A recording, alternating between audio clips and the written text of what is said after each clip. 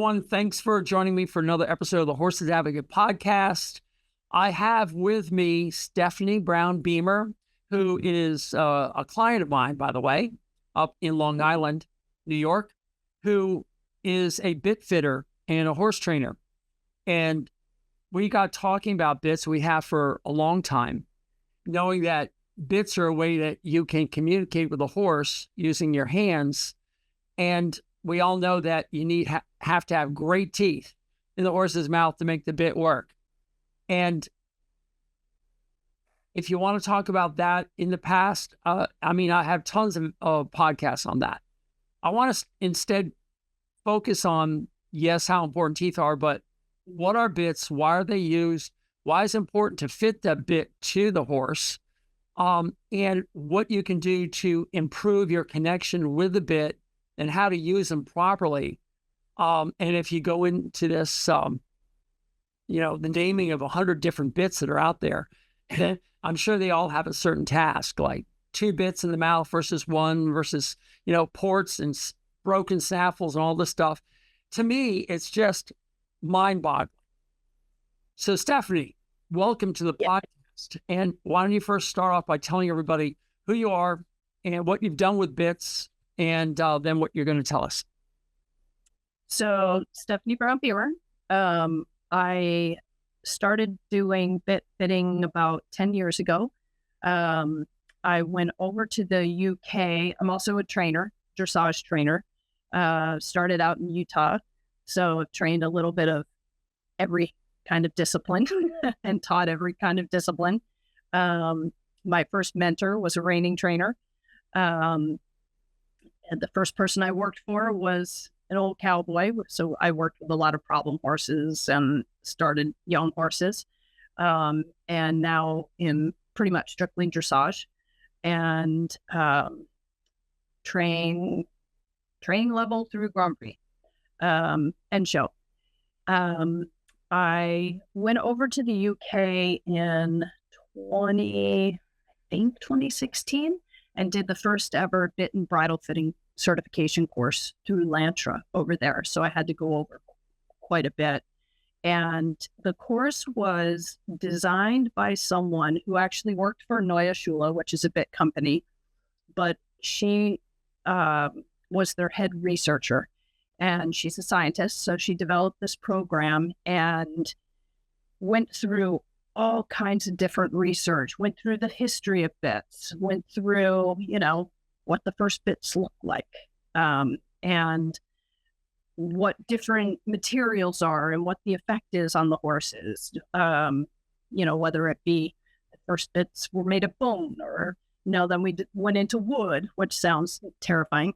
And then what we deal with now, different metals, whether you're dealing with rubber bits, plastic bits, titanium, sweet iron, Salox gold, whatever it might be, and what the effect is on the horse.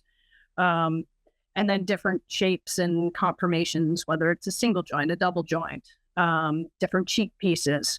So that was a very intense program. And then we had practical tests.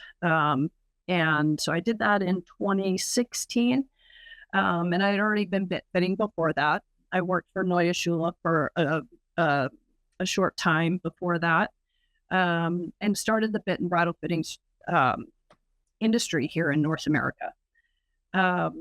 So yeah, that's a little bit about me. I do thousands of horses a year.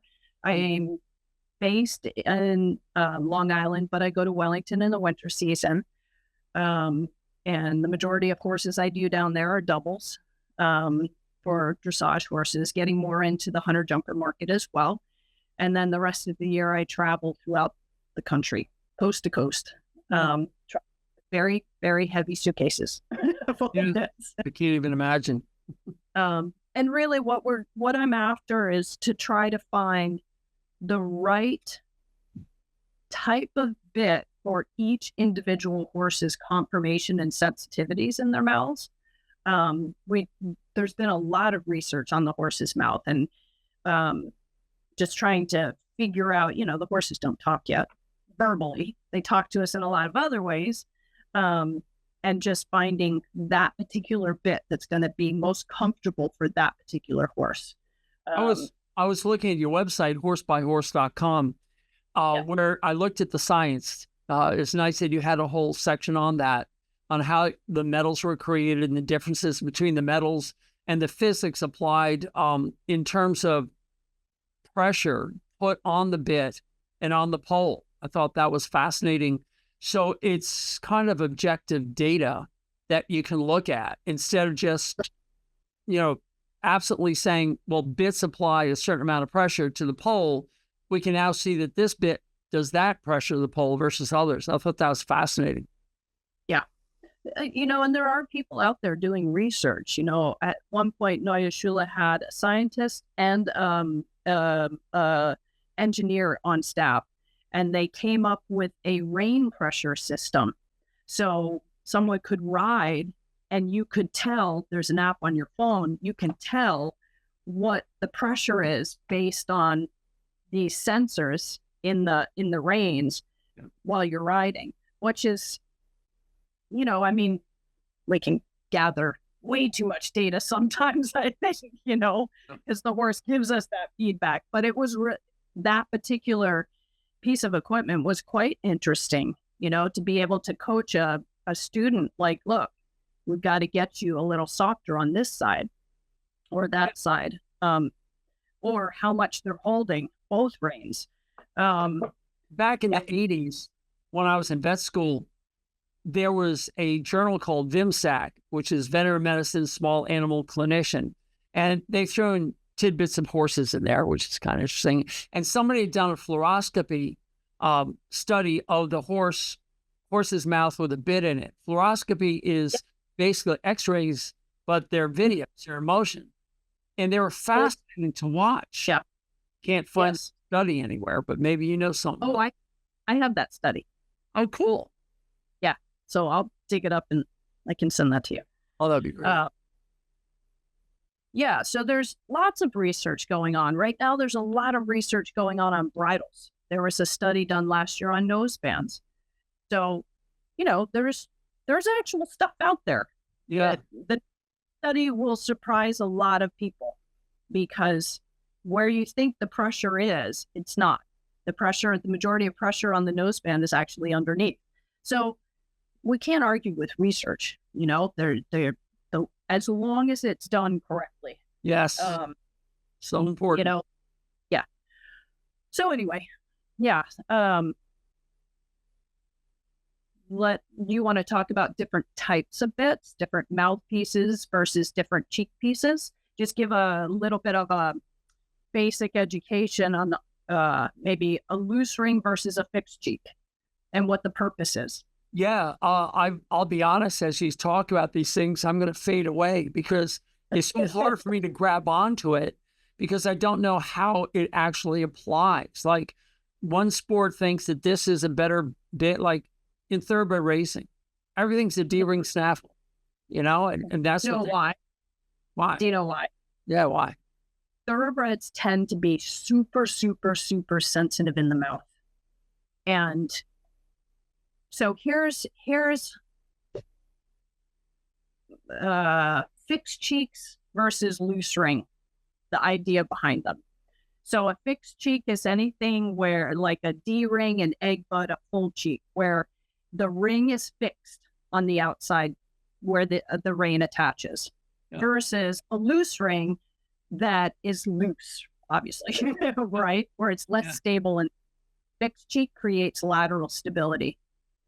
So the rule of thumb is typically we start our young horses, no matter what the breed, in a fixed cheek, because what's the most distracting thing to a young horse when we start them? is all the movement in the mouth, right?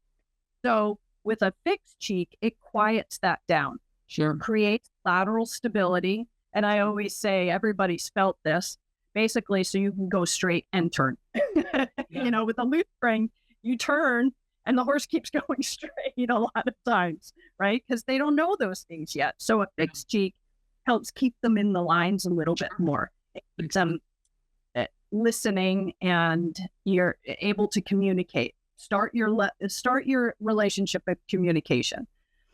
So as we go along in the training, let's take a warm blood, for instance. Warm bloods are built, all the energy gets created in the hind end of a horse, right? Comes up through the back, down the neck to the mouth, back to our elbows with the reins. So when a warm blood is started in a fixed cheek, it's necessary. But at a certain point, they will move typically into a loose ring. And the reason for that is that warm bloods, it's why we use them in top sport, dressage, jumping, even now in eventing, because the energy just goes to the end of the rein, through the back to the end of the rein, very easily. They're born on the bit. You don't have to manufacture that and try to get the energy through the back, right? So with a fixed cheek, it creates that lateral stability. With a warm blood, they'll go to the end of the rein, and over time, they may get a little bit heavy because it's too stable for them. So we often will move them into a loose ring to keep things a little more dynamic and alive. So it doesn't give them something so solid to balance on, right? Unlike, say, any breed that's built really up out of the neck and a little out behind, Morgans, Friesians, Arabs, even some of our more modern warm bloods are built really up out of the neck, right? Those types of horses, the energy doesn't come through the back to the end of the ring quite so easily. So those horses typically will stay in a fixed cheek because it gives them something solid to push into in a good way, because they don't go to the bit as naturally as a warm blood does. The caveat to that is those horses that are just super sensitive in the mouth. And when I say sensitive in the mouth, what I mean, not because somebody's busy with their hands and so the horse gets a little sensitive to that. I just mean conformationally, the horse is sensitive, meaning they have very sharp angular bars. And I know you've felt those kinds of bars. They're like razors, right? And the bar is just the interdental area where there's no teeth, as you know. And the tongue sits on top of the bars, and we want the bit to sit on top of the tongue. But what happens is those horses tend to be a little bit more sensitive. Thoroughbreds are known for having super sharp angular bars, like razor sharp, and they have very thin skin over the bars. So they tend to be a little bit more sensitive. So those horses tend to go in a fixed cheek because they can't handle the movement, and they're just more sensitive. But some horses who are just sharp bars, we see this a lot with our more modern warm bloods. Super sharp bars, because we bred thoroughbred into those lines to refine them. Seems to be something they carry over. They have low palates, they have thick tongues, they have fleshy cheeks, and they just have no room in their mouths. So to quiet everything down for them with a fixed cheek sometimes is a very, they do well with that. Or horses that you taught me about that have flabby cheeks. Yeah, flabby cheeks. Right? Yeah, it's a real laying on the floor. Yep, the roll's right up over the first cheek teeth, right where the bit sits. Yep. So they need that stability to keep things quiet because that is so sensitive. Let me ask you about some other breeds, because we're missing Arabs to be very sharp and angular. Arabs, we've got all the Paso horses in South America. We have the good old quarter horse throughout America. And then we have driving horses. We have I've got my buddy and we're going out for a trail ride horse. And then, of course, you have the horse that'll never see a bit, which obviously we don't need to talk about. But, how do all these different things, how do they relate?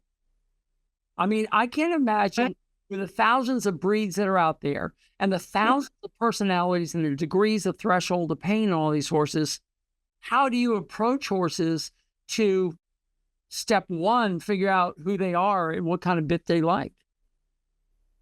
Well, I think you have to take each individual horse as an individual, because yes, there's certain things that are common about certain breeds, but if you can feel, anybody can feel the bars of a horse, right?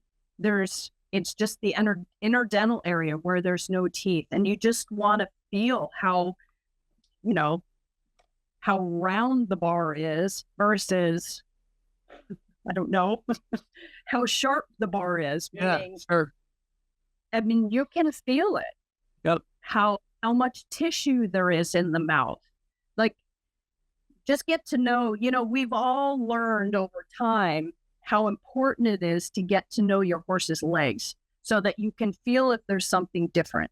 So, I mean, it's not uncommon for any one of us in any discipline to run your hands down the back of the horse's leg. We do it unconsciously now. I think it's important for people to get to know their horse's mouths. I feel bone spurs on bars all the time. Get to know that bone spur. Usually it doesn't really affect them, but get to know it if it changes. I think as horses get older, they get more tissue in the mouth. As horses get older, their mouths change, palates drop. And they don't have to be 30 years old. They can change from 5 to 10 and 10 to 15. Yeah, yeah. And when you start to notice something in your horse, when you're going on your trail ride, if the horse all of a sudden is just super fussy, well, then we need to look at them physically, because anytime there's something physical in that horse's body, doesn't matter what breed, discipline, it will always come out in the mouth. So we've got to approach the whole horse, right? And I mean, that's a whole different conversation. But well, sure. I mean, what happens if you're riding a horse and the rider says, "Hey, can you fix my bit, because my horse is definitely one-sided. He loves to turn to the right, hates going to the left." Do you think a bit's going to help that? Yeah, sometimes it can. I mean, when I'm doing a bit fitting, I will often hear the rider, and it doesn't have to be a professional. It can be anybody go, "Oh my gosh, they're so much softer on the left. They've always been stronger on the left." Yeah. And all of a sudden we change the bit, and it's something that sits more evenly in the horse's mouth and is more comfortable for their conformation and sensitivities. And all of a sudden the horse is just in both reins as opposed to one-sided. Does the horse tells I'm not quite sure always why. Yeah. Because the one-sided thing, But I think really knowing what's going on in the horse's body is imperative to any of us. I don't care if you're taking a hack down the beach or you're going in to do Grand Prix jumping, to know your front to back, side to side. Yeah, sometimes it's, you got a new groom, I don't like the new groom. Yeah, for sure. So many factors. Yeah. Well, I want to go step a little bit back, because I think your story of how you found your career of fitting bits is an interesting one, because it demonstrates to people just how effective getting the right bit is. So why don't you tell us about that and what got you started down this path? So I'm a dressage trainer, and I moved from Utah back to New York, where I'm originally from. And I gave up my big business in Utah. And I thought I'd create this nice little small boutique training business here in the Hamptons, and didn't happen quite as fast as I had anticipated it. I remember you telling me. The woe is me story. And I was riding a hunter pony for the owner of my barn. Super cool pony, Rosie. And I mean, she is bold, beautiful, not afraid of anything, 14 hands. So she's a large pony hunter, and she had a late behind change, and my job was to fix it. And I think she had been ridden in draw reins a fair amount, so there wasn't a really great connection through the back. And I happened to be riding a couple sales courses for someone else on the island, and she happened to have been a bit distributor for Neue Schule, and she loaned me a bit. She said, "Here, Steph, try this bit." And it was the Neue Schule Verbinden. And I'm like, yeah. I'm a good trainer. I ride everything in a double jointed loose ring, thicker, softer, thinner, harsher. And she's like, "Steph, it's not true." And I'm like patronizing her. And I'm like, yeah, whatever. And I took the bit and I put it on the mare and I walked off. And I'm like, I must be having a good day, because she went right out to the end of the rein. And I went to the trot out to the end of the rein. There was no, she didn't have a great connection through the back. Yeah. And I thought, stars are aligned. I'm having a really good day. Went to the canter, change was clean. Wow. And I was doing a whole lot to manufacture that. Yeah. And I'm like, okay, I think there's something I need to learn here. And so I went back to the person that loaned me the bit, and I'm like, okay, you were right.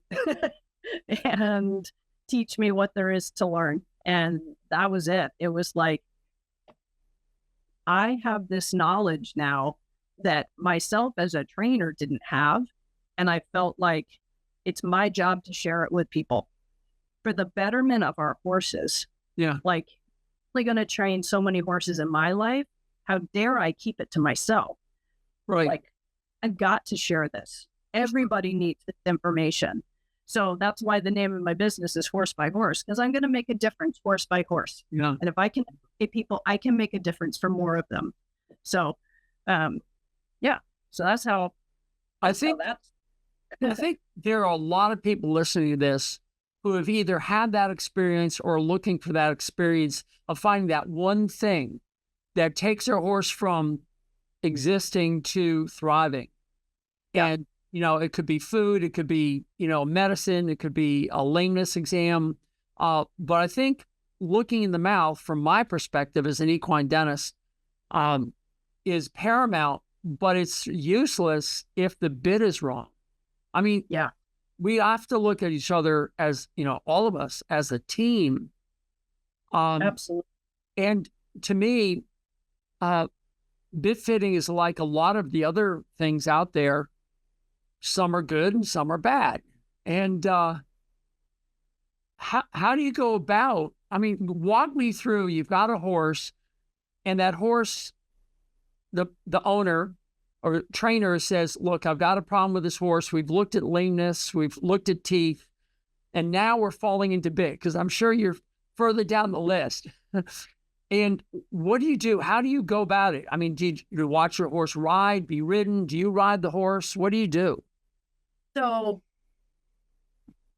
believe it or not, I'm not as far down the list as I used to be. Bit fitting, not as far down the list. And a lot of trainers, they get a new horse in for training, and the first thing they do is call me.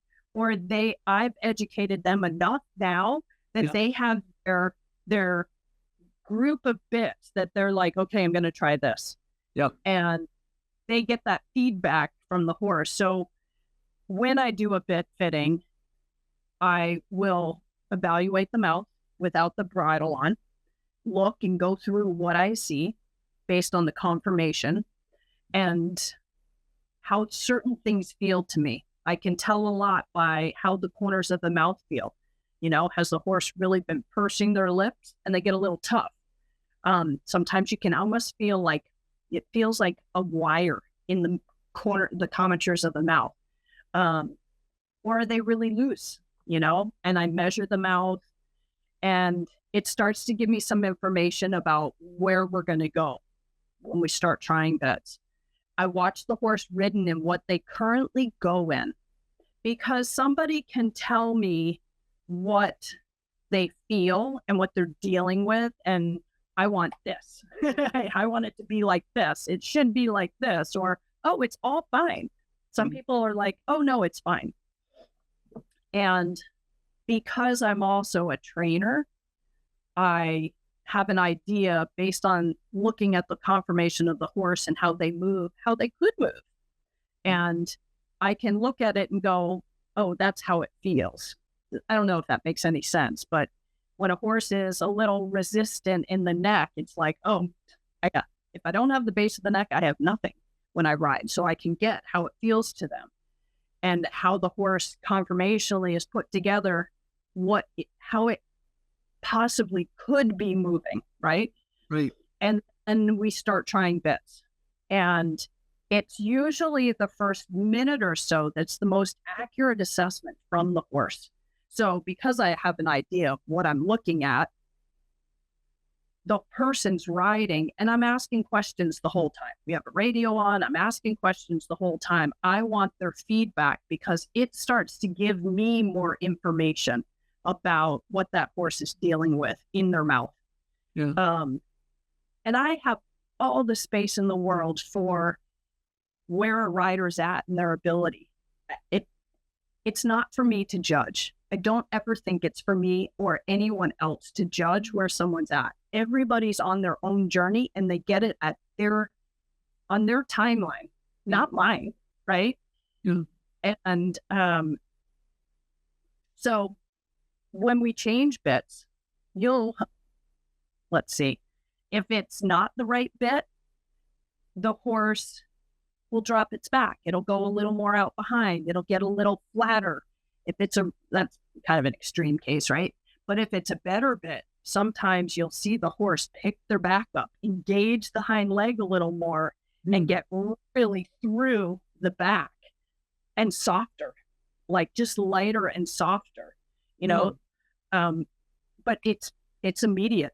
And I have the privilege of, like I said, it's that first minute or so that's the most accurate assessment from the horse. It takes us as the rider about that long to tune into what we have, what we don't have, and start to manufacture what we want, totally unconsciously.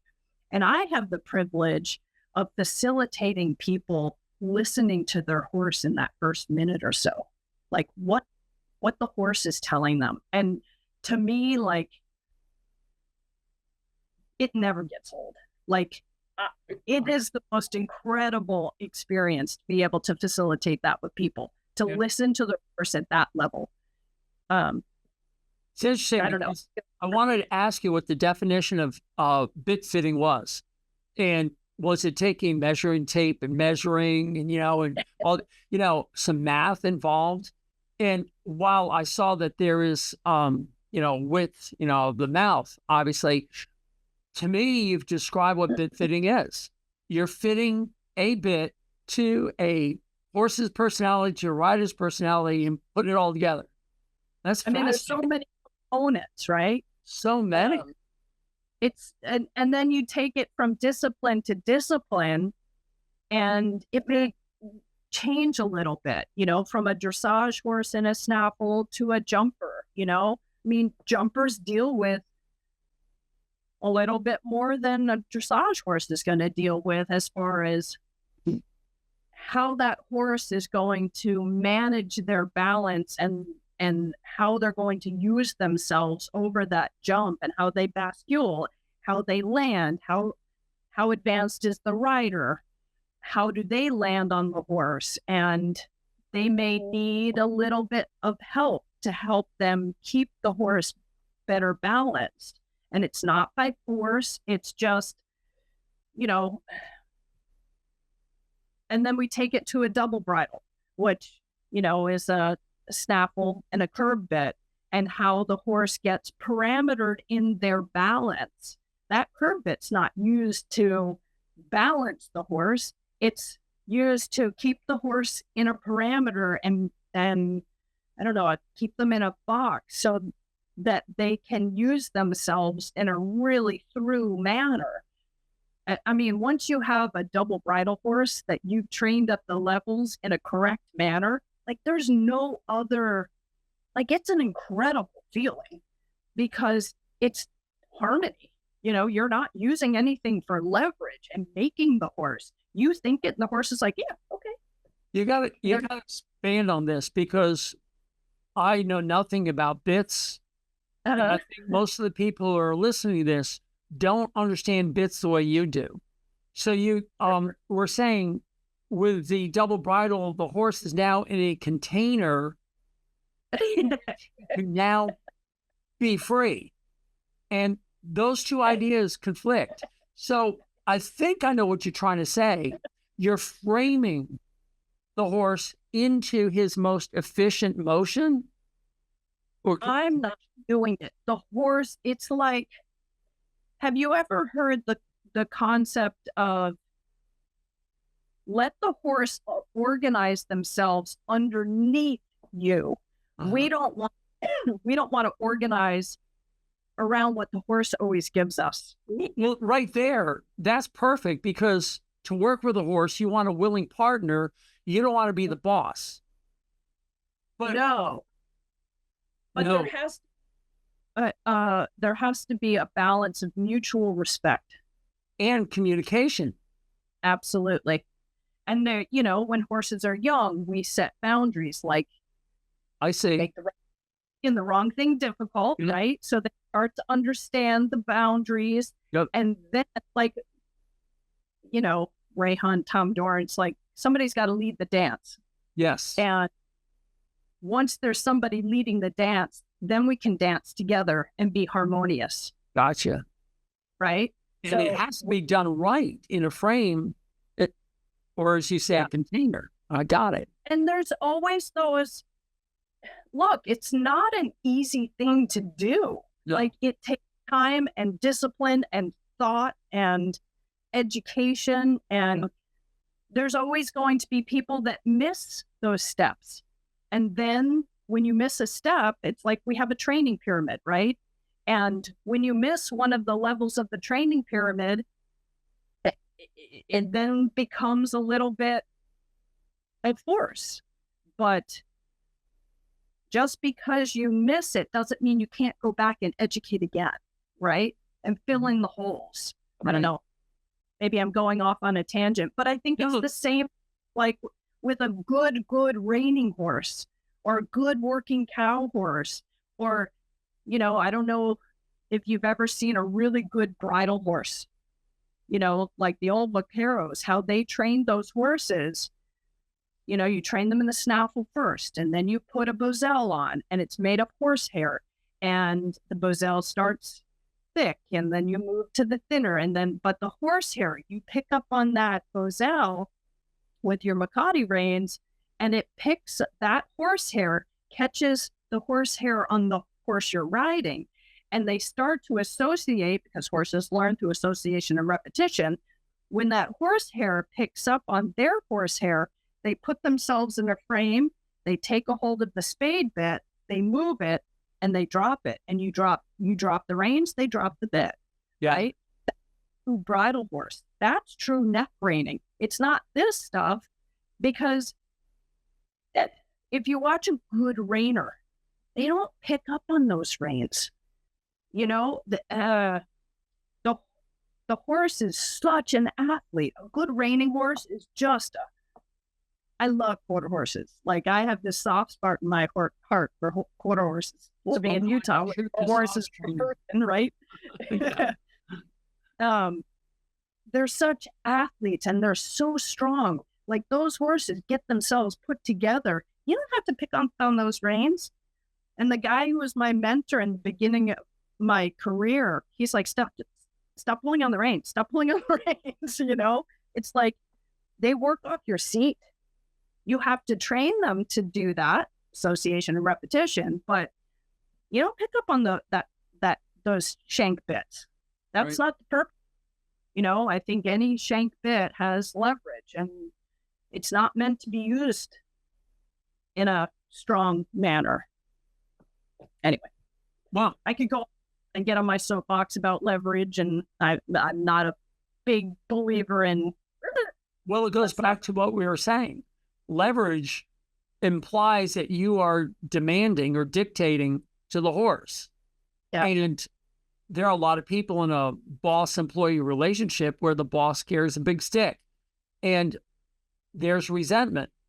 But I also know that certain bosses, leaders, will define where we're going, what we're doing, and how we're going to do it. And these are the rules we have to live by. And it really doesn't matter whether it's on the polo field where you're going all out galloping and you have to turn and stop really quickly, or you're on a trail ride where everything seems fine. And so the alligator crawls out from the side of the road and you need to still be in control. Can I do a public service announcement right now? Absolutely. You should never ride and be talking on the phone at the same time. Sorry. You know, you're spending all this time and money investing in a connection with your horse, and then you disconnect and you're off texting somebody. Just don't get me started there. Yep. Thank you. But in your bit fitting procedure, it seems like you're trying to be the coach of a team between the rider and the horse. And you're saying, okay, how can we fix what we've got here? And that's your job. And I find it fascinating because there's probably a huge percentage of these listeners that have never heard about using a bit in a proper way. And I think it's great that you want to have your website become an educational platform for the proper use of bits. Yeah. I think it's marvelous because I'm certainly not able to do that except podcasts. So I think where you start? It's so important that ultimately, if I look at what's behind me doing this bit fitting is my heart and the horse. Because if I can find, it's going to get me choked up. If I can find the best possible bit for that particular horse, then the horse is more comfortable, and then the rider's going to have more ease in what they're asking of the horse. Because the horse wants to go to the good place a little bit more on their own because they're comfortable, right? Yeah. And then I've always said this, like, I'm not good at horse sales because I can't determine what happens with that horse and how they're treated, right? Like, that's just me. And I kind of think of it the same way, like, I'm giving this horse a better chance at being treated well overall because they're more comfortable and they'll want to come to the party. Yeah. A little bit more grown, right? So. Yeah. And honestly, I thought we were going to be talking about the difference between a Weymouth and a snaffle and, and while that's important, and if you want to take a little bit of time to tell us the purpose of each style of bit, not the minute details, I think that would help people like me and anybody else. So why don't you go there? Yeah. So we have a few different categories of how we think about mouthpieces. And when we do bit fitting, the basic idea is to find the right mouthpiece based on each individual horse's conformation and sensitivities. Then we deal with the cheek pieces like we talked about before. So we kind of put the cart before the horse. We have single joints, just one joint in the middle. We have double joint. So there's 3 pieces. The cannons, which are the 2 pieces, and a lozenge in the middle. We have mullen mouths that are just straight bars in different kind of variations, shapes, but there's no break in the middle. And then we have bits like a Waterford, which is typically a jumping bit, which is a bunch of different barrels. So there's lots of joints, right?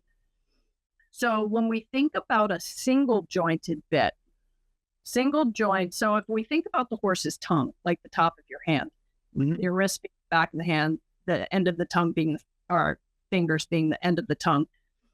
The back of the tongue is the thickest, fleshiest part of the tongue, least sensitive part of the tongue. As you go down the middle, where it's still pretty thick and fleshy, it's also not very sensitive. But as you go around the edges of the tongue, it becomes quite sensitive. So when we think about the different mouthpieces, we want to think about where they put pressure. So a single joint, where's all the pressure going to be? Yeah. On the edges of the tongue, right? So we know that the edges of the tongue are the most sensitive part, but oftentimes in a mouthpiece, where's the thickest part of the bit? On the edges by the cheek piece. Well, even if the horse has a high palate, it lowers at the sides. So that's where the bit is the thickest. So it will actually push the tongue away from the bars and sit directly on the bars. So we were always taught thicker, softer, thinner, harsher. It's not accurate I agree because 100%. we don't actually have those old style horses with really high palates and thin little tongues and long smiles, meaning the sides of the mouth to the front of the muzzle. We don't have those horses anymore. They can fit those kinds of bits in their mouths. You know, we have low palate horses, thick tongue, short smiles, fleshy cheeks, and there's just no room in the mouth because we also know that when the horse closes its mouth, the tongue fills in any gaps in the mouth. So if there's very little room in there and we put a thick bit, where's the tongue going to go? It's going to bulge out the side. So that's a single joint. In my opinion, the reason we always used them is because it created lateral stability. It created lateral stability through pressure. We now have so many options on the market that create lateral stability without creating it through pressure, basically by using the cheek piece for our stability. So a double jointed bit, in my opinion, is more comfortable, right? We have to find the right shape. And I hear from people when I do bit fittings often, oh, my horse doesn't like double jointed bits. Well, I don't know. I'm a bit fitter. I have many, many, many, many, many different conformations of double jointed bits. Yeah. I couldn't say that because I haven't tried every one on the market, and I have more than most people. Yeah. So it's just a matter of finding the right conformation of the double joint for that conformation of the mouth, which is not an easy task. And that's why people call me in, because I carry all those bits and we can try them. Then we have mullen mouths, which is just a straight bar. There's different shapes, different metals. And one of the things about a mullen mouth is you lose the lateral suppleness of a horse, because, so say this is your mullen mouth. You use one rein, so you get tilting. So then what's going to happen with the horse? They're going to tilt. And so you don't have that ability to have a double joint where you can use one rein or the other to help you supple the horse. Sure. Mullen mouths, you can't do that. But then we also have mullen mouths that have big ports on them. And this is a little bit of a public service announcement. Yep. If we know that the edges of the tongue are the most sensitive and they can handle pressure over the fleshy part of the tongue, if your mullen mouth has a big port on it, it's called tongue relief. Where is it putting all the pressure? It's putting all the pressure on the edges of the tongue. Yeah. Relieve pressure in the middle where they can handle the pressure. And yes, there's always going to be a freak of nature that can't handle pressure in the middle. There's always going to be that horse, right? I have horses that I've done, and I get called for a lot of tricky horses now. I have horses that can't handle the weight of a normal metal bit on their teeth. Nobody ever taught me about this because it's not common. But I've had horses where it is definitely, their teeth are so sensitive. Then we go to a titanium bit. But for the most part, most horses aren't that sensitive. Yeah. But, you know, I don't know. Those are the different types of mouthpieces. Yeah. Water, I don't know if, I wish I had bits here with me. Yeah. Can I go back to that port? Yes. You're talking about how the port puts pressure on the side of the tongue, but from a dentist point of view, when they have sharp teeth on the very back bottom, I would say if my face is the tongue and these are sharp edges, they do this. Yep. Then when you put in any bit, it is a space occupying mass that tends to displace the tongue backwards because they're trying to get the tongue away from that, and it presses up more. Okay.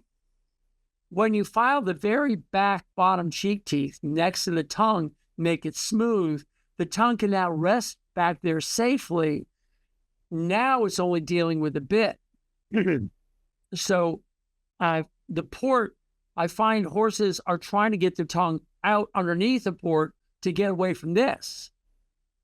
But when this is taken care of, now they can say, okay, I like my tongue on the bar.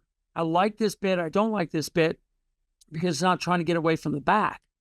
So I see horses that have a port, that enjoy a port, are the horses that are trying to get their tongue away from their back teeth. Oh, I see what you mean. Like it's actually due to another issue. Right. Take care of that issue. Now we can look at the bit and say, okay, you like the port, you don't like the port, it could change. Sure. And yeah, I just find the amount of pressure that those types of bits create sure on edges of the tongue, and i.e. the bars. Yep. A lot. And then the bars of a horse are only about as wide as your thumb, the length of your thumb, right? Yeah. Hold on. Your skull there. I think most people would be pretty shocked to know how narrow those bars are. So when you get that port, it actually is wider than those bars. Exactly. We're talking about this space right in here. Yeah. And I don't know if you can see how sharp that edge is. Yep. Right. I want to be clear though, not every horse is that sharp. A lot of horses are a little rounder than that. Yeah. But what I'm referring to is how narrow those bars really are. Sure. So when you get a port that's, an inch or 2 inches wide, it's actually going to come around those bars. Yeah. And create a different issue. Exactly. So I think people don't always think about, too, the working angle of a bit. They look at it sitting in the horse's mouth with no rein pressure and no power from the hind end coming forward. Yep. Right? Yep. And so I challenge people to really think about the working angle of your bit. Meaning, when you are sitting on that horse and you have a hold of each rein, I'm not talking about pulling backwards, right? That it's not zero. It is different. Yeah. It's what French links. A French link is actually a flat plate, right? When it's at rest on the horse's tongue, it's flat. Yeah. But that's not the working angle of it. It's why it just became illegal. You pick up on those reins and the whole bit rotates. So that plate straight up and down, and it's digging into the tongue. So I don't know. I don't think people look at the working angle of the bit. And here's another interesting little tidbit. I may look at two horses. They both measure, most common size, 5 1/4. One horse has these really tough lips, just conformationally. That's who he is. The other horse measures 5 1/4, but has lips that they're so thick. They plastic. Come up to, right? So when you pick up the reins, all of a sudden, there's so much of the bit hanging out both sides of the mouth. Yeah. So, to measure a horse and say, this horse is a 5 1/4, well, there's a few other things to consider when you're measuring a horse, because that horse that has the tough lips, that may be a true 5 1/4 horse. The horse that has the really loose lips, we may actually put that horse with a 5-inch bit. Yeah. Anyway. No. Not to put to stick in the spokes kind of thing, but. Yeah, I think there's an expression, in wear. In other words, in situ, which is Latin for in the situation of use. Yes. And that's why you just can't look at a picture. You have to look at the video, so to speak. Yeah. You have to see how it's being used. So Dynamic. Yeah, dynamic. for sure. And you do that when you watch the horse go. You can see where the bit is. And you say, no, that's not the right bit. Cool. The thing that it never, ever gets old. Every single horse I do, just, it's thoroughly enjoying. I mean, one of the most memorable horses I have ever done was a 26-year-old quarter horse in California. And the woman was in her 70s. And she'd had the horse since she was 10 years old. And we fit her for a bit. And she came up to me afterwards in tears. And she said, Steph, that is the softest this mare has ever been. Like, how can that just not move you? Yeah. Like, that, I mean, what more could I want out of life? That brings up a really good point. Yep. And I'm going to ask you to try to influence people who've never thought about having a bit fitter come. Yep. How does a person know they have a problem? In other words, I'll go to a barn and I'll float the horse's teeth and they'll say, oh my gosh, I had no idea that my horse is in so much pain. What kind of advice can you give people to say, okay, you got the teeth done, you got the back fixed, you got the hooves, the shoes, whatever done. Yep. Now you're in this quarter. It seems like everything's going fine. How can they identify they got a problem? I mean, there's outward things. The horse shakes its head. There's outward, something's wrong, blaring, right? Sure. But when the horse is uncomfortable in their mouths, they'll do one of three things. They'll come above the bit to evade the discomfort. They come behind the bit to evade the discomfort, or they push into the bit to stabilize discomfort to give themselves some relief. And sometimes horses will do a variety of those things in one ride. But typically, those are the three things. The one that when I first started doing this that took me the longest to get my head around was the horse is pushing into the bit to stabilize the discomfort. Because I was always taught, well, that's just inactivity behind. That's, especially a warm blood. They're just lazy behind. You got to get them more active. Well, there's some truth to that, but if they're uncomfortable, they're not going to want to activate behind, right? But we also know horses push into pain. So that's how I think about it, that the horse is pushing into that discomfort to stabilize it and give themselves some relief. Sure. So those are the three things.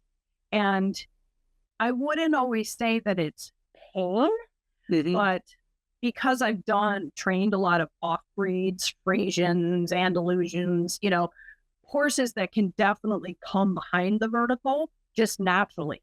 Yeah. We don't want to call them off-breeds. I call them not your mainstream warm blood that's born on the bit, right? And it's how I built my entire career off of those breeds. It's like, bring what you have and let's see what we can do. I want to, are you saying like a thoroughbred, they're going forward, their head is forward, they're moving. Whereas maybe when you say their face is more vertical, they're more... Well, no, what I'm trying to say is every horse, I deal with a lot of thoroughbreds off the track because I do a lot of eventers, right? Sure. And those horses can definitely come behind the vertical because they're going to try. Yeah. Thoroughbreds by nature, when they become riding horses, they're not the ones that are pushing into the contact. They're the ones coming above or behind typically, which is surprising, right? Because you think about the track and they're out here. Yeah. But that's not how do I say it? The rule of thumb when you ride is twice as much energy as the hold you have on the rein. So, a thoroughbred on the track, it's like 5,000 times more energy as the hold you have on the rein. Sure. That's why they're with their contact and not on the bit, right? Yeah. But once bring them back into a riding horse, we start to create a riding horse. Uh-huh. They're not going as forward. Sure. We're trying to push them to the contact and have them accept contact. And a lot of those horses come from the track with some issues, some real mouth issues, whether it be, hyoid issues or pole issues. I mean, they get their tongues tied a lot of times, and there's some damage sometimes in there. So, and they also tend to be one of the most sensitive breeds that I've dealt with in the mouth. So there's a lot of different components there. So when I say off breeds, it's not meant to be derogatory at all. It's just not mainstream horse goes to the bit. They're built more up out of the neck, out behind, down in the back, breed Andalusians, Arabs, right? Right. Or it's off the track. Yeah. Anyway.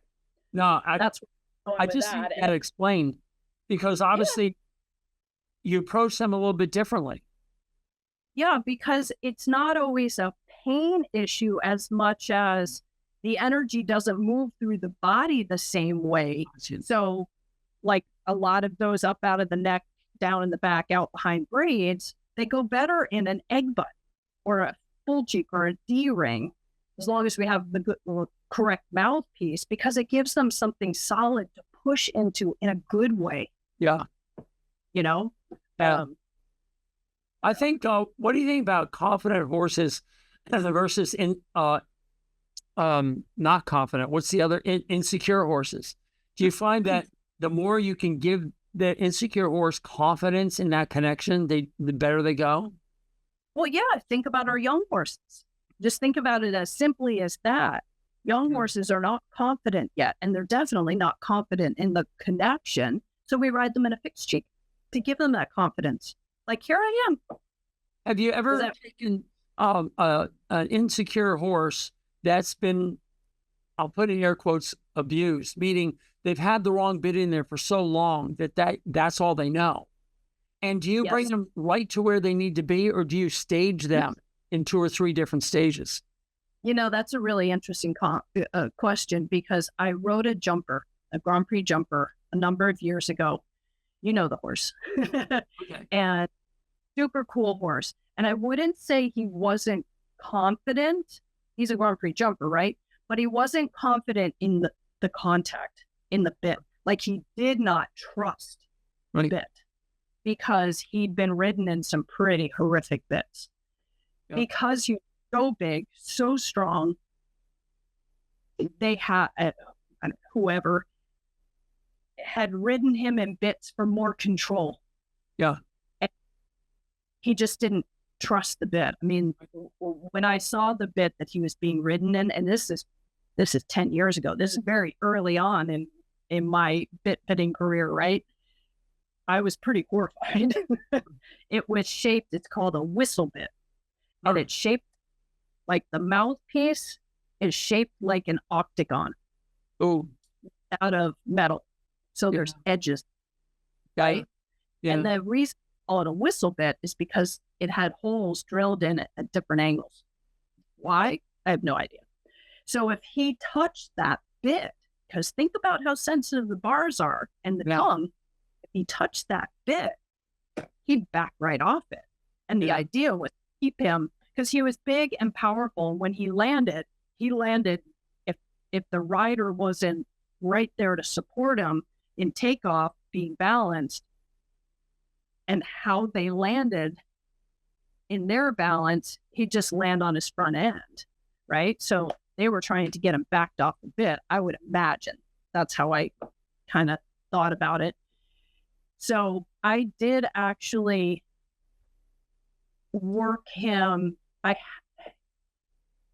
and I was just flatting him. I like to keep 2 feet on the ground at all times. I don't jump. Okay. Whether it's calf massage, whatever. But I had to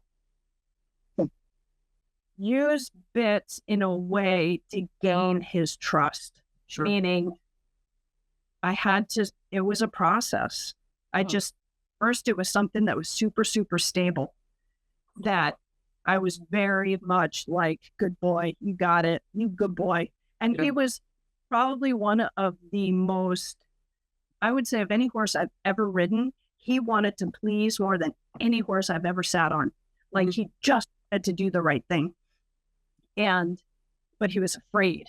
Yeah. He didn't trust. So yeah, it was a process to get him trusting the bit. And I went through a number of different bits to the point that we got him to something where it was a 3-ring universal. Some people call it a bubble bit or jumper bit, or and I would.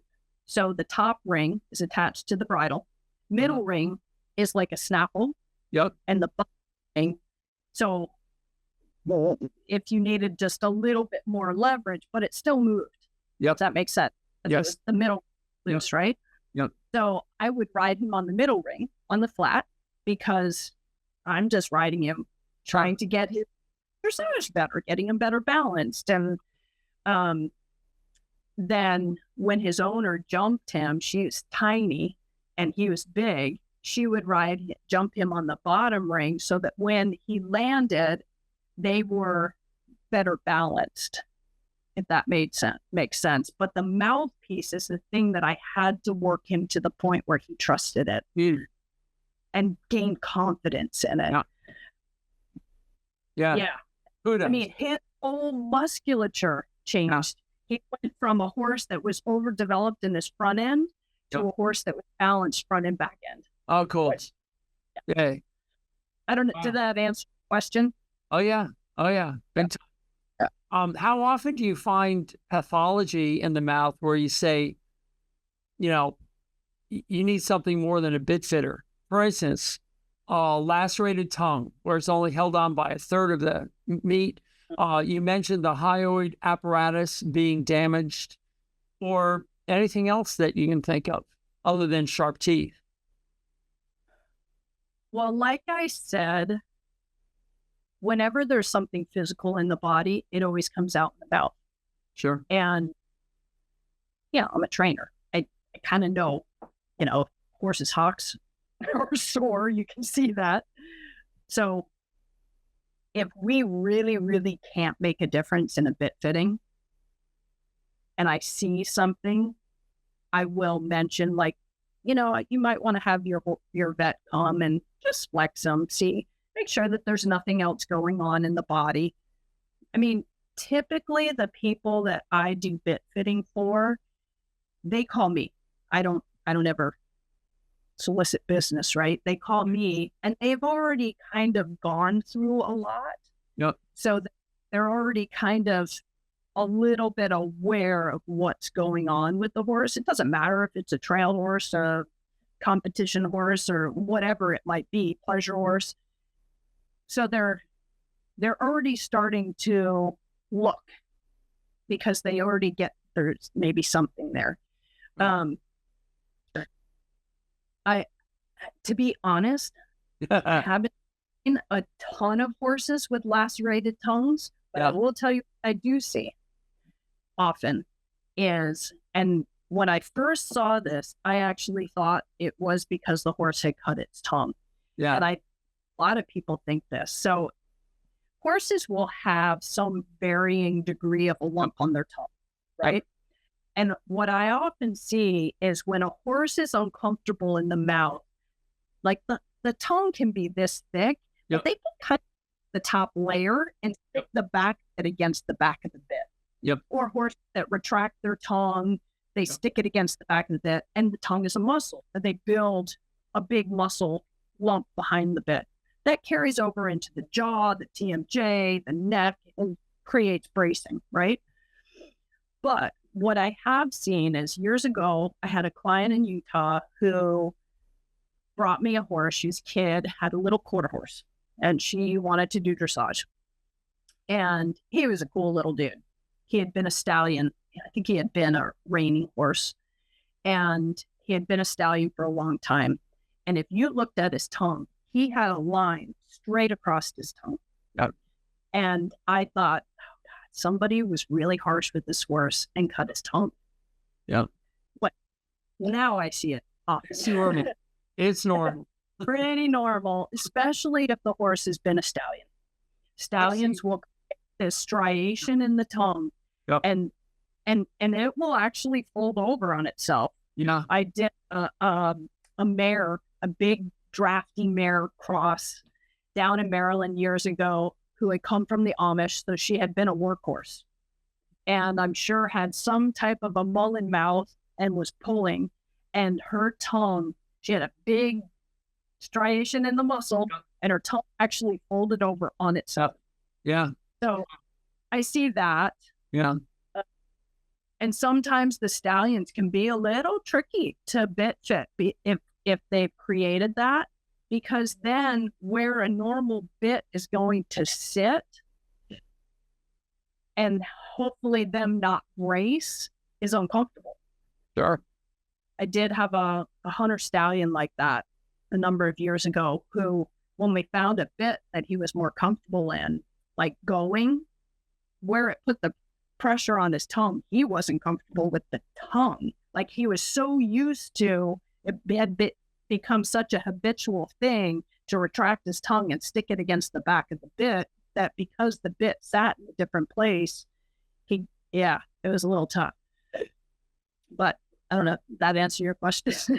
Yeah, sure. Bone spurs. Let me mention bone spurs on the bars. Sure. So typically, I don't think they bother horses. Right. But I did have one horse that, and no, your dentist typically is not going to comment on bone spurs. Right. It's just, that's not what they're looking at. They're looking at the teeth. Yeah. And a lot of people don't know where the bars are. They wonder if there's anything they can do about it. There's nothing to do about it. Mm-hmm. But this one FEI horse that I did, I got called because he started to have a little blood, and obviously they wanted to figure out where it was coming from. And the dentist had been there the day before. She was coming the next day to check it out, see what was going on. And I was called in to see if I could figure out what was going on. Dentist was there an hour before I got there, found nothing. I got there. He wouldn't even let me approach his side. He just shied. And when I finally did get close to him, he had an abscess the size of the quarter on his bar from a bone spur. Oh, no kidding. I will tell you that I would have found that. Right?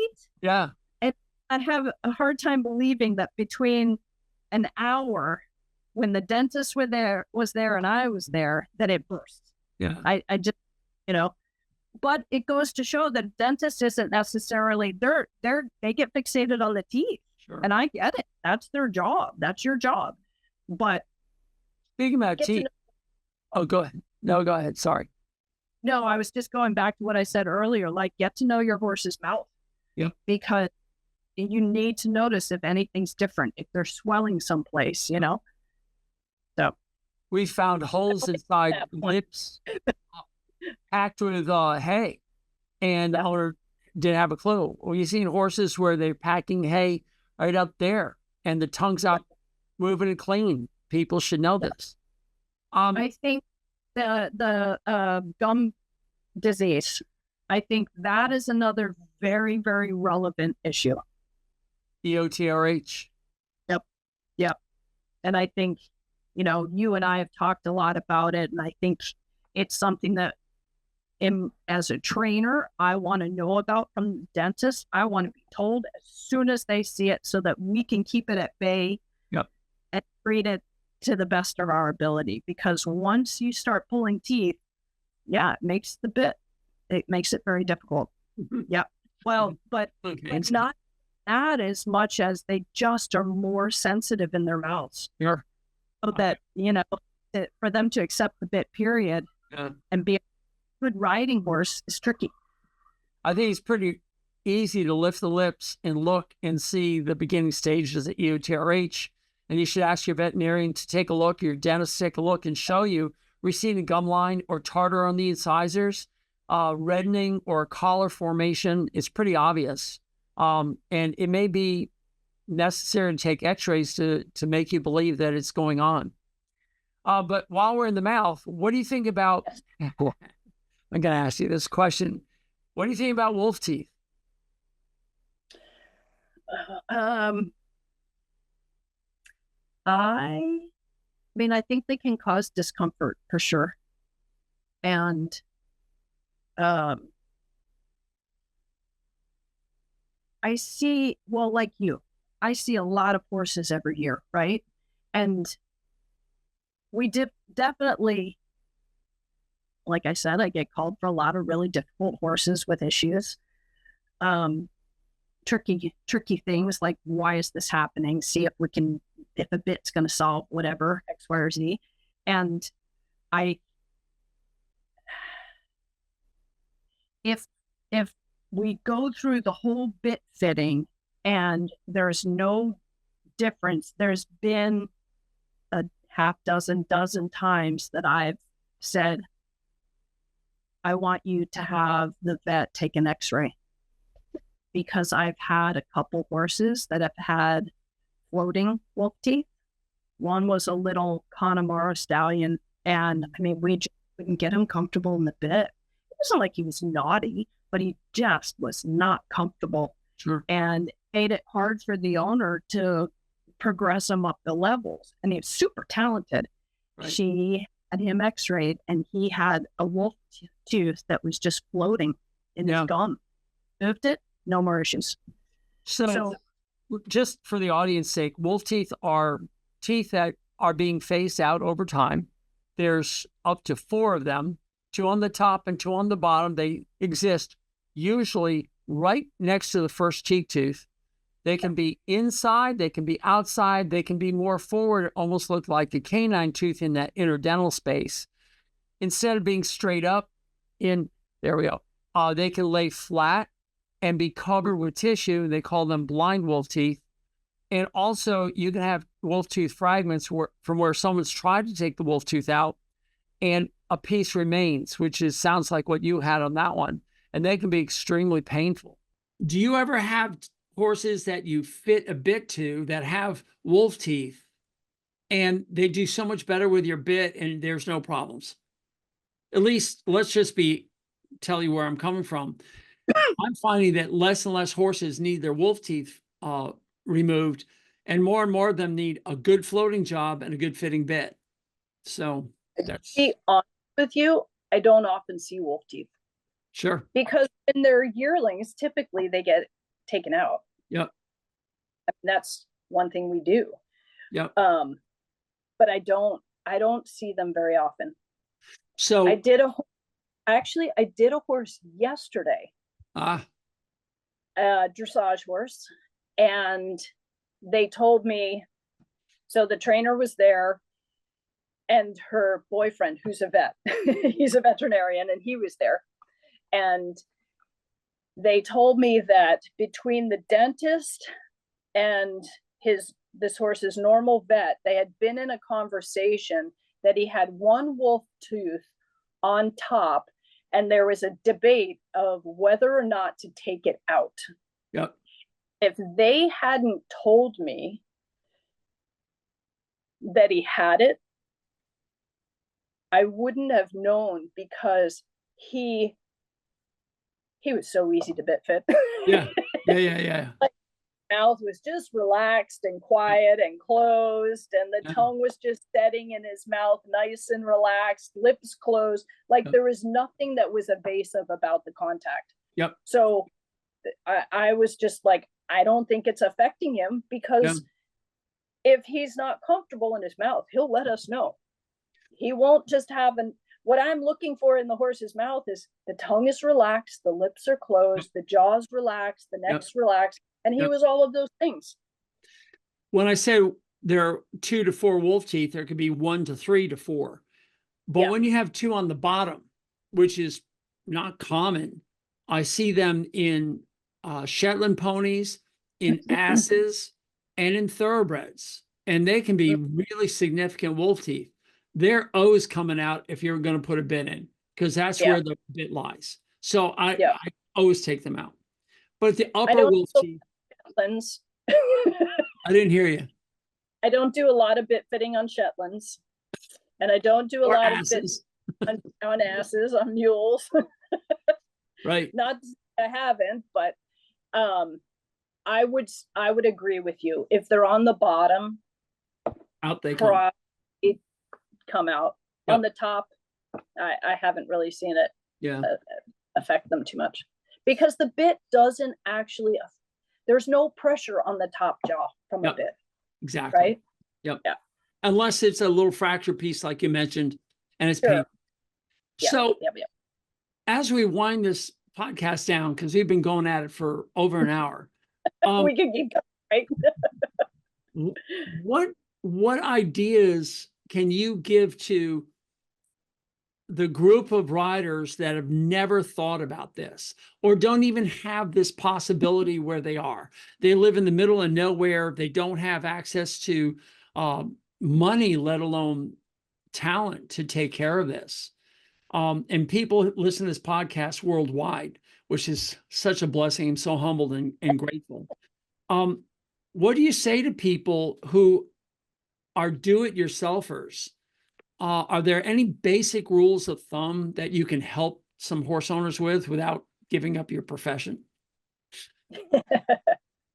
I mean, oh, I would say, don't give up. How do I say this? I often get people, oh, but my horse goes great in Hackamore. Of course it does. It does have a bit in it. Yeah. We don't need bit fitting right? for a bitless bridle. Yeah. But don't think that a bitless bridle doesn't create pressure, because it does. That's how it works. Yeah, it's either pole or around the muzzle, one of the two, right?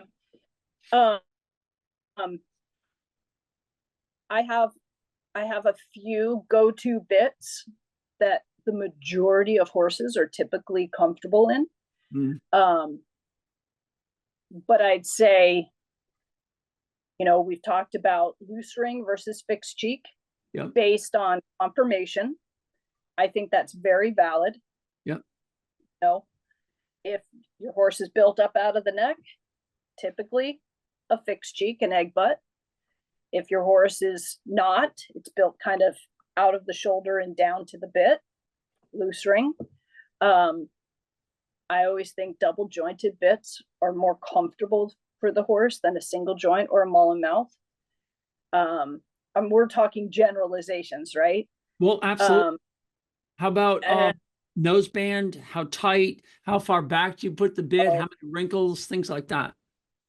So typically 1 to 2 wrinkles. I think, those people that, I just want it to sit in the horse's mouth. Well, if it's sitting down there and there's no wrinkles, guess what? That bit's hitting the horse in the teeth. Yep. Softer's not always kinder.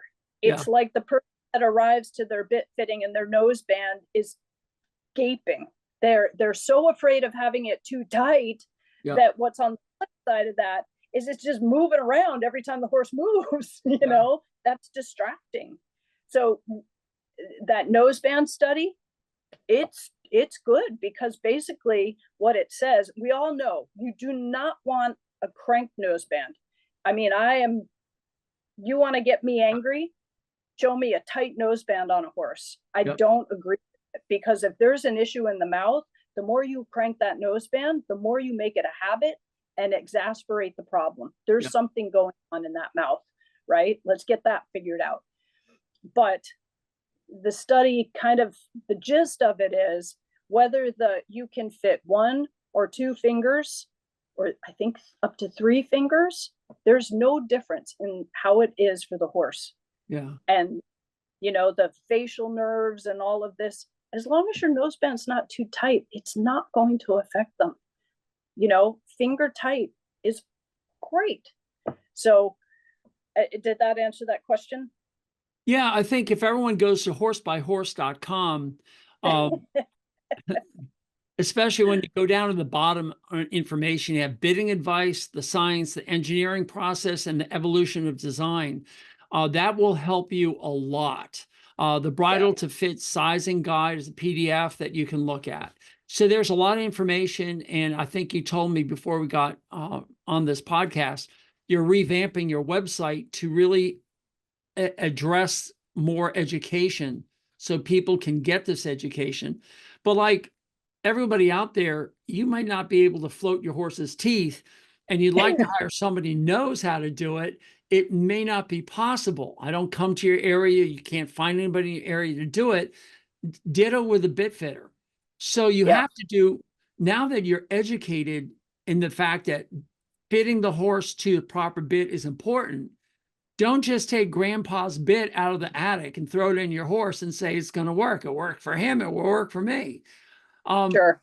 Be cognizant, as Stephanie says, look at your horse, look at, maybe have somebody else ride the horse and you sit off to the side, or set up what do they call those, that is it Mevo or TiVo or one of those video things. Have someone video you. Yep. And then be honest about your assessment, and then hire Stephanie to come out and do a demonstration do a clinic. She does that all over the place. And maybe you want to train some other bit fitters so we can spread this kind of information out there. It is in the works. Yes. Okay, cool. Well, does that cover everything? Got anything else you want to add? Oh, I'm sure I can always add more, but yeah. I think that's great. Thank you for having me. It was another way to get more information out to people is always worth my time. It makes me happy. So thank you. I'm really happy too. Okay, I'm going to pause the recording and say goodbye to all of you who are listening to this. Thank you so much, Stephanie, for joining me here today. And we'll see you next time. Hey, everyone. Doc T here. Thank you for listening to my content. Would you do me a huge favor? Would you please subscribe, comment, like, thumbs up, and give a star review? However it's presented to you, I want you to do that. There's two reasons. The first, of course, is to improve this product. This way I know what you like, what you don't like, what I can improve upon, what topics you want me to cover. But more importantly, it's also going to help others find me. And by doing that, you are now engaged in this mission of helping horses thrive in a human world. By you helping, we can reach others. And that I would be so grateful for. And remember, go to thehorsesadvocate.com for updates on this information. Thehorsesadvocate.com. And again, thank you so much for being here. Doc T out.